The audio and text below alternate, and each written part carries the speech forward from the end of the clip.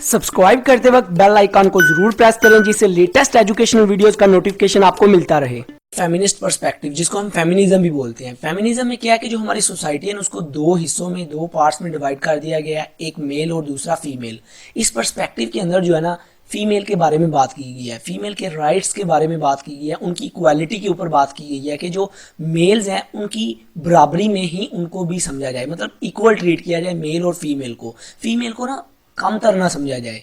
आज से 100-200 साल पीछे चले जाएं तो जो फीमेल्स थी उनको कमतर समझा जाता था, मेल से मेल्स को बेटर समझा जाता था, और जो फीमेल्स थी ना उनको इंसान ही नहीं थे समझते, उनको जस्ट एज अ एक ऑब्जेक्ट, एक प्रोडक्ट समझा जाता था। उनको इंसान ह्यूमन के अंदर काउंट नहीं था किया जाता। ह्यूमन में जस्ट क्या थे, मैन थे। जो फीमेल थी उनको जस्ट ऑब्जेक्ट, एक ह्यूमन की जो मेल है उनकी एक सेटिस्फैक्शन, उनकी एक सेक्सुअल नीड को पूरा करने के लिए एक ऑब्जेक्ट, एक प्रोडक्ट ही समझा जाता था। समझा जाता था कि इनके पास इतनी अकल नहीं है, इनके पास जज्बाती जहानत नहीं है। उसके बाद यूरोप की साइड में ना, यूरोप में क्या था कि यूरोप में जो औरतें थी उनको घर में ही मतलब रखा जाता था, कैद कह सकते हैं। वो बाहर नहीं आती थी, कोई पार्टी वगैरह में नहीं थी आती, लोगों के साथ उनका मिलना जुलना नहीं होता था।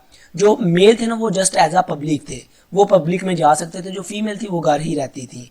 और जो एक और चीज़ है, जो मेल थे ना वो अपनी वाइफ को सेल भी कर सकते थे, बेच भी सकते थे किसी दूसरे को। ये आज से 200 साल पहले की मैं यूरोप की बात कर रहा हूँ। उसके बाद जो वोट था, वोट के जो राइट्स थे वो भी उनको नहीं दिए जाते थे।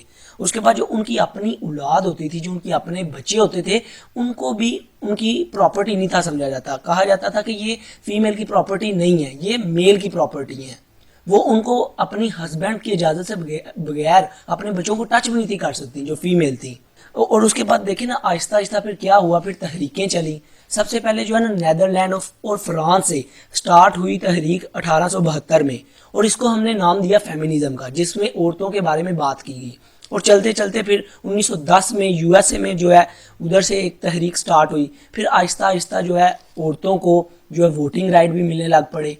उसके बाद उनको एज अ इक्वल ट्रीट किया जा रहा था, मतलब कि इक्वालिटी दी गई उनको, काफ़ी हद तक ज़्यादा इक्वालिटी दी गई। पर आज भी अगर देखा जाए कुछ जगह पे, कुछ शहर में जो है जो औरतें हैं उनको उनके राइट्स नहीं दिए जाते। इसी तरह जो मैं अभी बातें कर रहा था कि उनको मर्दों से कम समझा जाता है। और मोस्टली अगर अभी आप देखें तो जो हमारे जो पूरी दुनिया के मुल्क हैं उसके जो जितने भी लीडर हैं मोस्टली क्या है, मेल है। लाइक 10% लगा लें, अगर 200 मुल्क है तो 200 के जो प्रेसिडेंट हैं, जो उनके प्राइम मिनिस्टर हैं, वो मेल होंगे। मोस्टली 10% जो होगी वो फीमेल होंगे।